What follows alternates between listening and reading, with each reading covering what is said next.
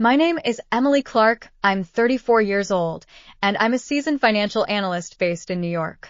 Throughout my life, I've firmly believed two things: that family is always your safe haven, no matter what, they'll never abandon you, and that money can mend even the deepest cracks in familial bonds, bringing us closer together. But no one could have ever imagined that on an ordinary morning, these two beliefs that had sustained me for half my life, would crumble in an instant.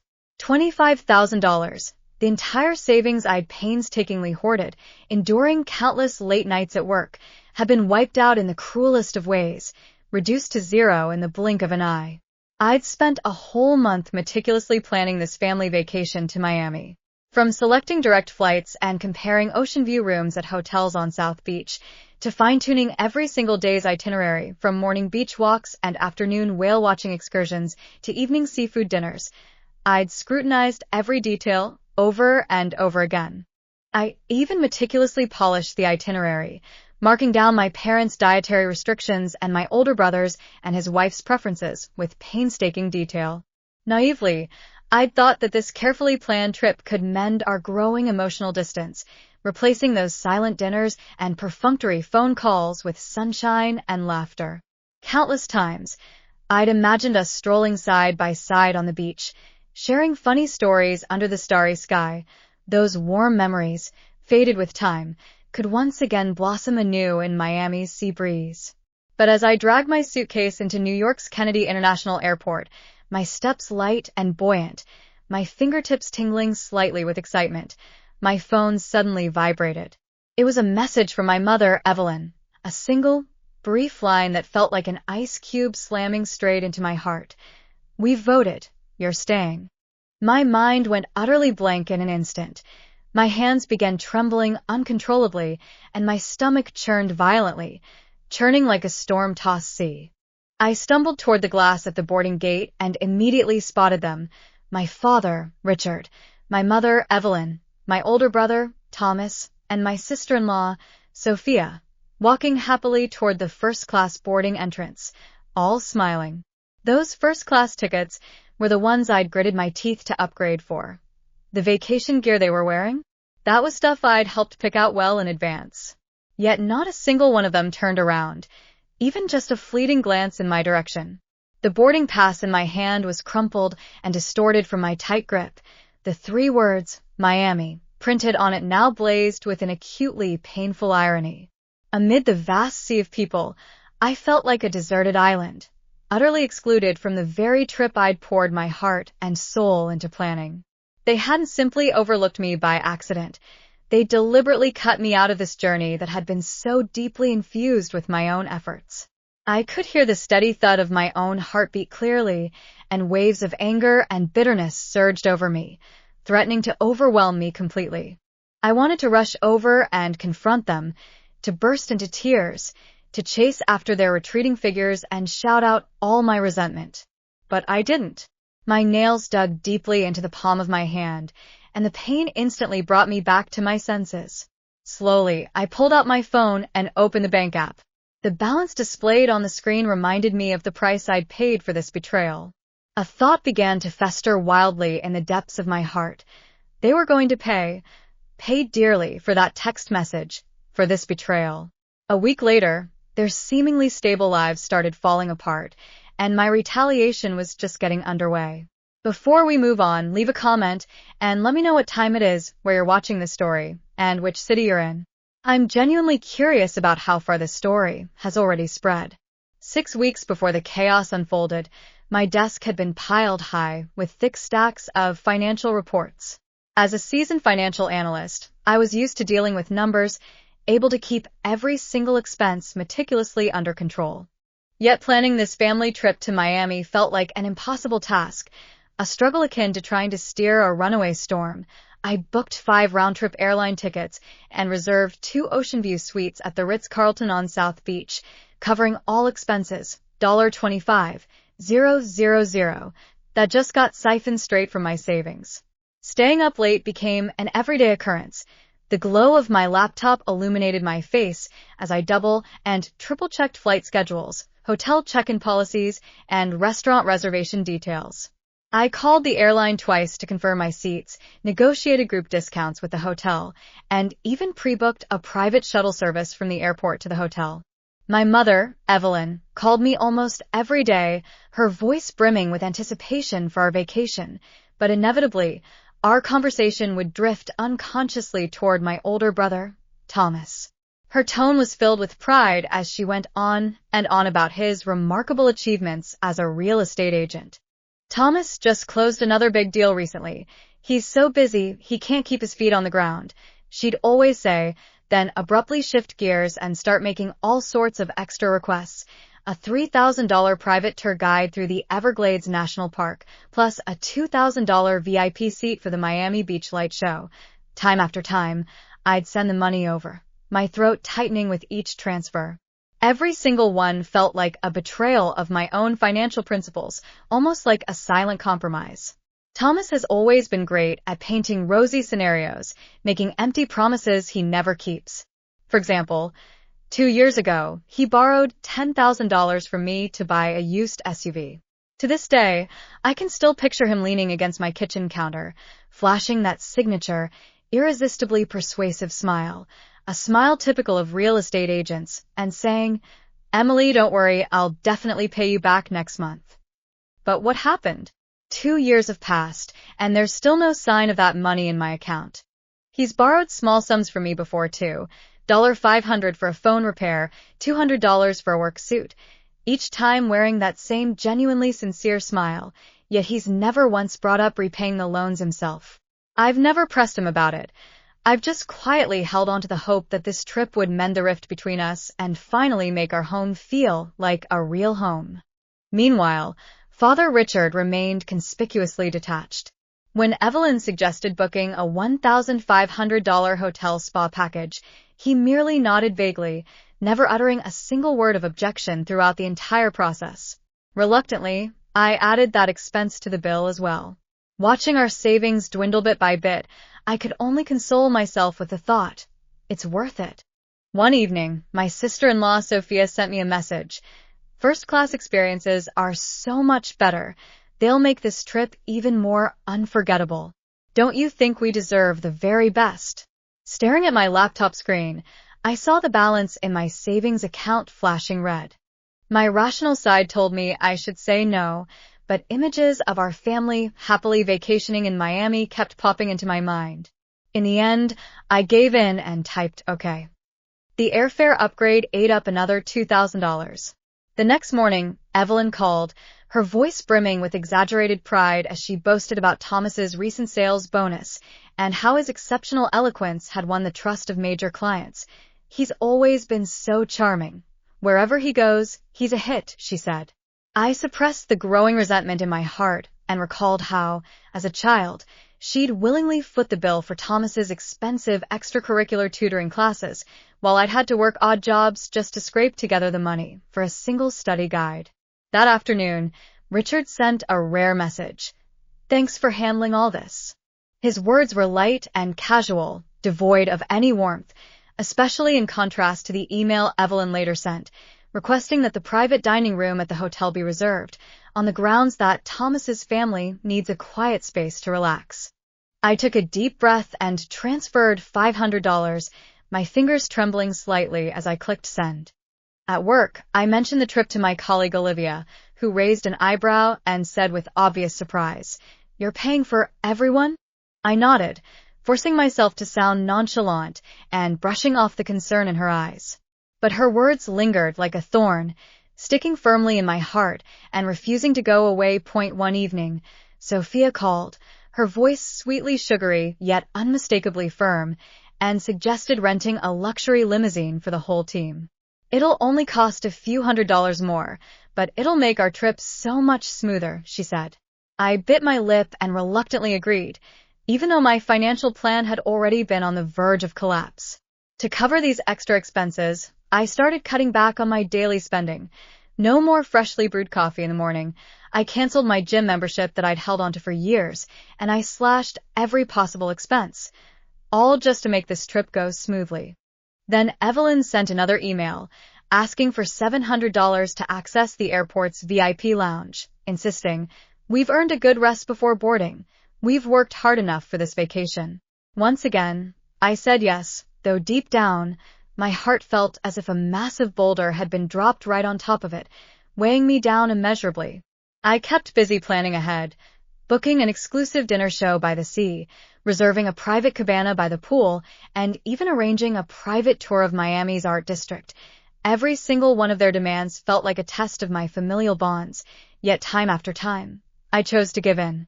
The only thing that kept me going was that tiny, laughably fragile hope of reuniting with my family. But late at night, as I stared at the dwindling balance in my bank account, a profound sense of exhaustion from fighting this battle alone would always overwhelm me, leaving me gasping for air. 6 hours before my world collapsed, I dragged my carry-on suitcase through New York's Kennedy International Airport, my boarding pass carefully tucked away in my pocket. 6 weeks of meticulous planning, every flight, every hotel suite, every detail of our Miami itinerary, all paid for out of my savings, had left me almost trembling with excitement. I could already picture us boarding the plane together, sharing snacks and catching up on each other's lives. Maybe we'd even snuggle close, just like we used to as kids, gazing out the window at the passing clouds. I'd arrived at the airport well in advance, repeatedly double-checking our group's flight details at the check-in counter. A clerk named Lucy scanned my ID card and, with a warm smile, confirmed my seat for the flight to Miami. I immediately sent Evelyn a text message, telling her that I was at gate C-17, fully ready and just waiting for them to join me. After sending the message, it felt as though I'd dropped a stone into the deep sea. There wasn't even a ripple. I forced myself to suppress the growing unease in my heart, repeatedly finding excuses for myself. Maybe there was terrible traffic on the way, or perhaps the security line was so long we couldn't get through. I paced restlessly near the gate, my gaze sweeping across the crowd like a searchlight. My fingertips clenched the boarding pass in my pocket until they felt scorching hot, and my mind was flooded with all the vacation scenes I'd imagined earlier. But just as I raised my hand to adjust the straps of my backpack, my phone suddenly vibrated violently. Evelyn's text message felt like an ice pick dipped in poison, piercing straight into my eyes. "We've unanimously decided you're staying." My breath froze abruptly, and my fingertips felt icy cold, as if I'd touched an ice cellar.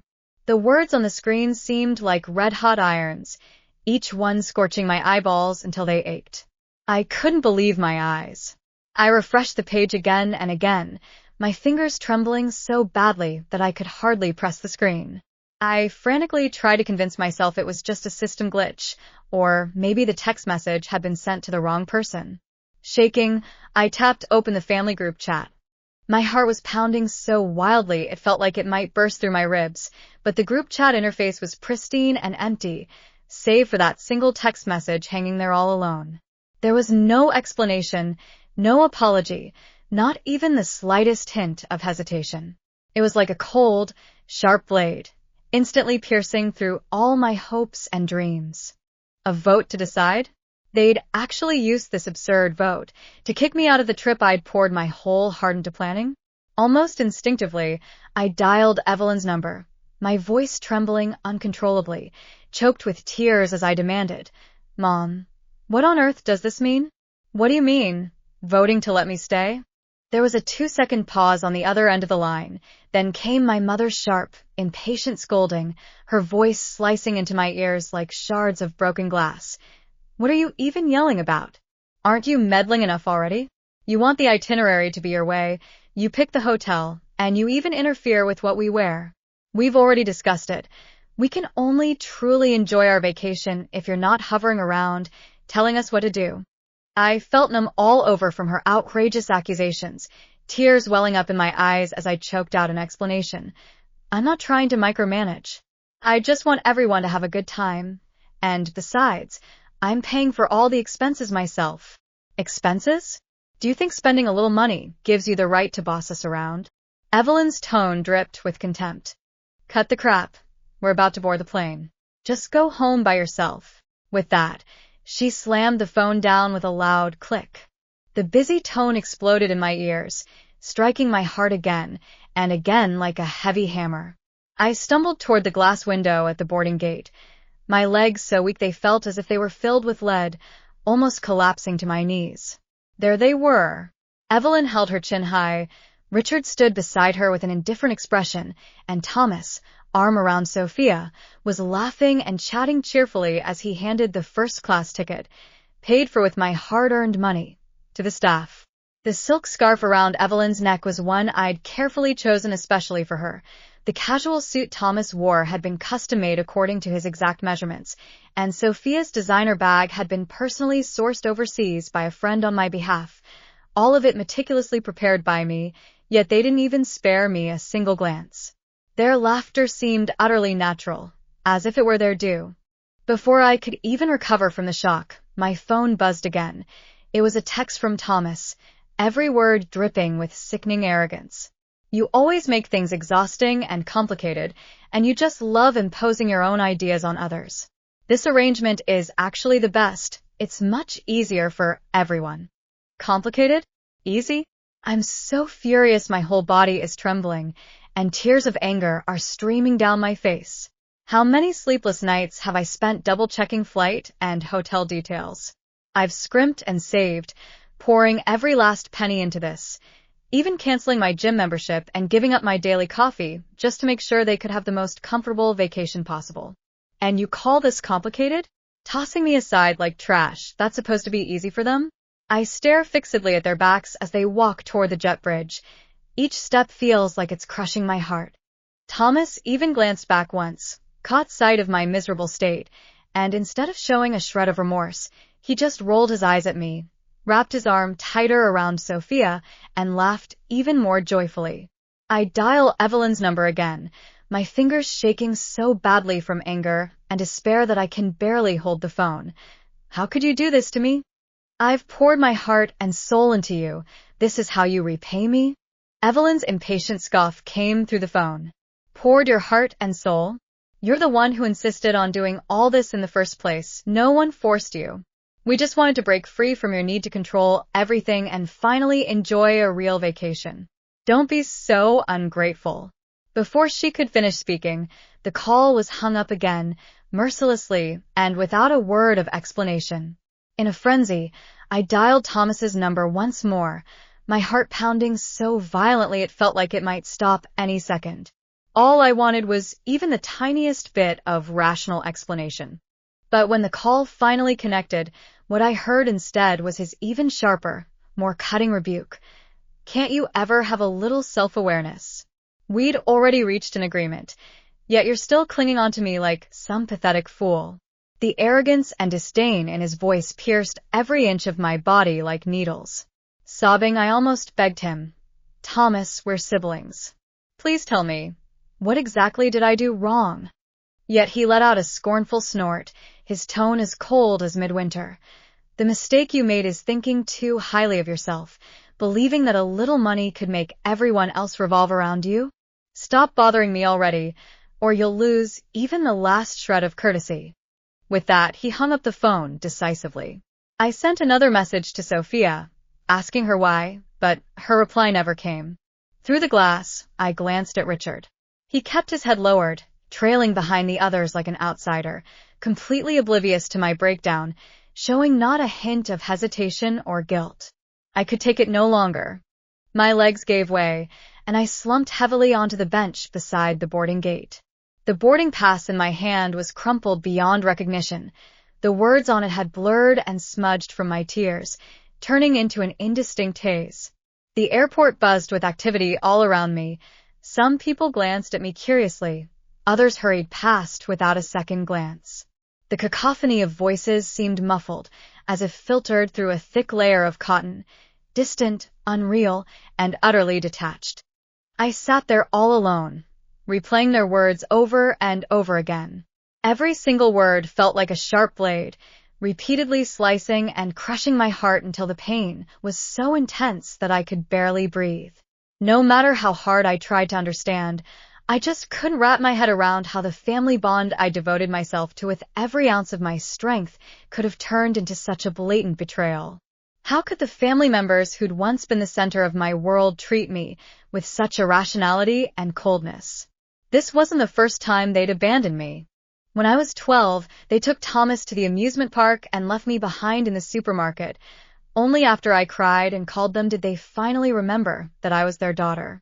But back then, I'd comforted myself, telling myself it was just carelessness on their part. Yet this time, it was a betrayal deliberately planned long in advance, a decision made unanimously by them all. The trip I'd poured every last bit of my savings, every scrap of my energy, and every drop of my soul into planning had been tossed aside by them like garbage. Anger erupted within me like a volcano, mingled with a bitterness and pain that seeped deep into my bones. I stared intently at the texts they'd sent. Those cold, unfeeling words burned themselves into my heart. In that instant, I felt as though something inside me had shattered completely, yet at the same time, something else was beginning to sprout anew from the ruins. I would no longer beg them. I would no longer break down and weep for their sake. I'd had enough of being their disposable appendage, someone who's summoned at will and discarded without a second thought, someone who's reduced to nothing more than a fleeting afterthought. Back in my New York apartment, the silence in the living room felt even more suffocating than the chaos of the airport.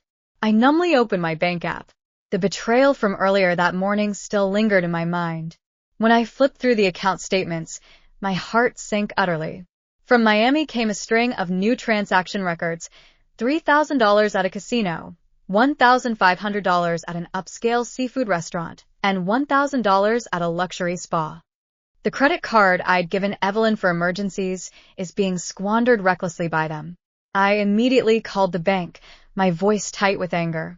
A customer service representative named Daisy confirmed that all these charges had been made today, and they were all linked to the Miami hotel where my family is staying.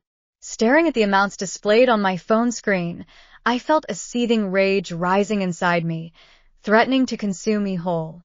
They've callously abandoned me, turning around and freely indulging themselves with my money as if it were theirs all along. Just then, the phone suddenly rang, shattering the eerie silence of the apartment. It was Aunt Martha calling, her voice low and urgent. "Emily," she said, "there's something I have to tell you.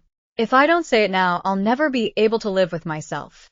She revealed that Evelyn and Richard had inherited $750,000 from my grandparents years ago, but they'd kept this money hidden from me all along, never once mentioning it to me. And what's more, most of that money went straight to Thomas, helping him pay off his gambling debts, covering his mortgage payments, and even funding the opening of a small real estate agency for him. All they ever had in their hearts was Thomas. In their eyes, "You'll never measure up to him," Aunt Martha said, her voice laced with both pity and bitterness. I clutched my phone tightly, my knuckles turning white from the force of my grip, my mind spinning in utter chaos. So it turns out they'd always had plenty of money, but still felt perfectly comfortable spending my savings and making me foot the bill for their vacations. That feeling of being deceived and used, it hurt far more than being abandoned. The betrayal cut deep, right down to my bones. I forced myself to keep my voice steady as I thanked Aunt Martha, and then hung up the phone. Her words felt like a massive boulder pressing down on me, leaving me gasping for air and finally seeing this family for what it really was. Just then, there was a knock at the door, jolting me back from my muddled thoughts. "It's my friend Lily White," she said. She heard I hadn't gone on vacation and worried so much about me that she made the trip all the way here just to check on me. I couldn't hold it in anymore. I poured out every single grievance and every ounce of anger. The betrayal at the airport, the cold-hearted text messages, their reckless spending of my money. Lily listened quietly, holding my hand tightly. With a firm look in her eyes, she said, "Emily, you can't let them keep bullying you like this. You're stronger than you realize. Don't let them ruin your life." Her words were like a ray of light, illuminating my chaotic heart and igniting a spark of determination amid endless pain. We sat together on the sofa, and her presence felt like a warm pillar of support, reminding me that I wasn't fighting this battle alone. After Lily left, memories I deliberately pushed aside began flooding back. Years ago, when Thomas lost his job, I didn't hesitate to lend him $2,000 to pay the rent, but as soon as he got the money, he turned around and bought himself the latest model gaming console. Evelyn said her family was struggling financially, so for several months in a row, I helped her pay the $800 electricity bill. Only later did I find out that she'd been saving up that money to buy Thomas a designer watch. Every single time, I suppressed the growing resentment deep inside, thinking that as long as I kept giving enough, I'd eventually win their genuine affection. But I was wrong. My efforts meant absolutely nothing to them. These vivid memories, now overlaid with today's betrayal, have finally brought me fully awake. I'd always considered them my closest family, yet they treated me merely as an ATM machine, a safety net they could tap into whenever they needed. Once they'd used me up, they'd kick me aside without a second thought. My phone vibrated again. It was my cousin Jack calling from across town. I heard what happened from Aunt Martha. His voice was laced with fury. They've gone too far. We can't just let this slide. He encouraged me to stand up boldly, reclaim what was rightfully mine, and even suggested I find a reliable lawyer. You've given them far too much already, Emily. Now it's time to live for yourself and fight for what's yours, he said. Jack's words echoed Lily's exactly, strengthening my resolve from the bottom of my heart. I hung up the phone, glanced around the empty apartment, and felt the sharp pain in my chest gradually give way to an intense desire for revenge. I was no longer the Emily who just knew how to compromise and keep giving. I was ready to make them pay for what they'd done. Early the next morning, armed with unwavering determination, I sat down at my computer and dug out all the receipts from my Miami trip, records of expenses totaling $25,000, including an $8,000 airfare, a $10,000 Ocean View suite, and a $3,000 private tour guide, and also the email agreement in which Thomas had promised to repay $10,000 2 years ago for the purchase of an off-road vehicle. As I sorted through these documents, my fingers trembled slightly with anger. Each one was irrefutable proof of their betrayal. I checked the bank statements, meticulously recording their extravagant spending at casinos and upscale restaurants in Miami, and calmly kept every single receipt. Then I reached out to lawyer Elizabeth Carter, explaining in detail how they'd betrayed me and squandered my credit card. I demanded that they pay $35,000, covering Thomas's outstanding debt as well as travel-related expenses. Elizabeth advised me to first send a formal demand letter. We refined the details and attached all the supporting evidence. By noon, I had already sent the demand letter to Evelyn, Richard, and Thomas, clearly itemizing each expense and demanding repayment within 30 days. Otherwise, we'd take legal action. I also made it explicitly clear that I would no longer cover any of their expenses. As I hit send, my heart was racing, but I felt utterly determined. This email was my declaration of separation from them, and it marked the beginning of living for myself. I imagined their reaction when they opened the email. My heart was filled with a long-lost sense of freedom, and I felt certain that I'd taken the upper hand. That afternoon, my cousin Jack, who's well-versed in corporate law, came over to help me review the demand letter and fix the loopholes in the repayment deadline. He encouraged me not to feel guilty at all. His support made me even more determined, and it also made me realize that they'd underestimated my courage. I was fully prepared to fight this battle to the very end. 3 days later, Thomas posted on social media, turning black into white and portraying himself as the victim, accusing me of being greedy and selfish. Well-meaning friends and relatives, unaware of the truth, quickly echoed his claims. Though I was furious, I remained calm and rational, knowing that acting impulsively would only lead me into a trap. I decided to fight back with legal means while carefully preserving evidence of his malicious slander. On the same day, Evelyn sent me a letter, resorting to moral blackmail and shifting all the blame onto me, urging me, with the gratitude she claimed I owed her for raising me, to give up pursuing my claim. I saw through her manipulative tactics and remained unshaken. On the contrary, my resolve only grew stronger. I'd never again fall for her guilt-tripping ploys. I immediately asked Elizabeth to draft a second formal legal letter, attaching a scanned copy of the grandparents' will provided by Aunt Martha, a document proving that Evelyn and her husband had concealed a $750,000 inheritance and largely transferred it to Thomas. I demanded not only that they repay the money, but also that they admit to their act of concealing the inheritance. Then I sent the letter along with all the supporting evidence. That very evening, Richard came over, pleading desperately for a face-to-face meeting, appealing to family loyalty and blood ties in an attempt to soften my stance. But I firmly refused, making it clear that I would handle the matter solely through legal channels. Watching his dejected figure walk away, I felt a profound sense of relief. I knew I'd no longer give them any chance to hurt me. The next day, Lily arrived with her laptop, helping me save evidence from Thomas's social media posts and teaching me how to organize and archive them meticulously in preparation for the lawsuit. Her support made me realize that I'm not fighting this battle alone. What I'm doing isn't just about collecting the debt. I'm also shedding light on the truth and freeing myself from their shadow. 2 weeks later, the $35,000 arrived smoothly in my account. Elizabeth informed me that they'd been forced to give in because the evidence was irrefutable. I felt no joy. Instead, a huge weight lifted from my chest. This money was proof of my victory in standing up for my rights, but the shattered trust could never be restored. Thomas's scandal was exposed by a news blog, and his fraudulent practices at work were confirmed. Eventually, he was fired by the company. I learned about it from an acquaintance, yet my heart remained utterly unmoved. His fate was entirely self-inflicted. It had nothing to do with me. I simply went back to living my own life. Aunt Martha told me that the Evelyns had sold their luxury car and estate land to repay the debt. Left without their inheritance and Thomas's support, they now struggled to make ends meet and had moved into a tiny apartment. After hearing that, I felt absolutely no sympathy. This punishment was exactly what they deserved. As soon as I hung up the phone, I stopped paying any attention to their situation whatsoever. I resolutely blocked all of my family's contact numbers, drawing a clear line between us once and for all. Later, I met Jack for coffee and talked freely about our dream of opening an independent bookstore. His support made me feel incredibly relieved. I realized that this was a whole new chapter in my life, a life where I could finally live for myself.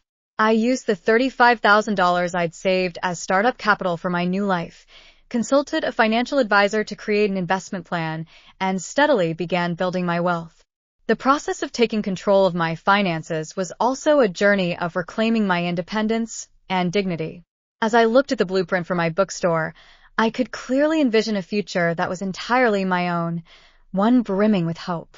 Looking back on this experience, my greatest gain has been learning how to set boundaries for myself, learning to say no bravely, and learning to protect myself from those who only know how to take without ever giving anything in return, people who would keep draining me dry until there was nothing left. My family treated me as a resource they could exploit at will, rather than as a person with feelings, needs, and the right to be respected. But I've grown up now, and I'm no longer going to let their wrong choices define my life or let their hurt shape my future. Standing up for myself and fighting for the rights I deserve has indeed been a tough journey, one filled with pain, injustice, and struggle. Yet when the dust finally settles and I can calmly look back on my past and bravely step into the future, I'll know that it was all worth it. To everyone who's listening to my story, thank you for taking the time to understand what I've been through, and thank you for your companionship and support. I'd love to hear your thoughts and stories too. Have you ever faced a similar situation? Have you ever had to draw a clear line between yourself and family members who've hurt you? If you have any experiences to share, feel free to post them below. Let's exchange ideas and explore together. What does it really mean to put yourself first and live boldly for yourself?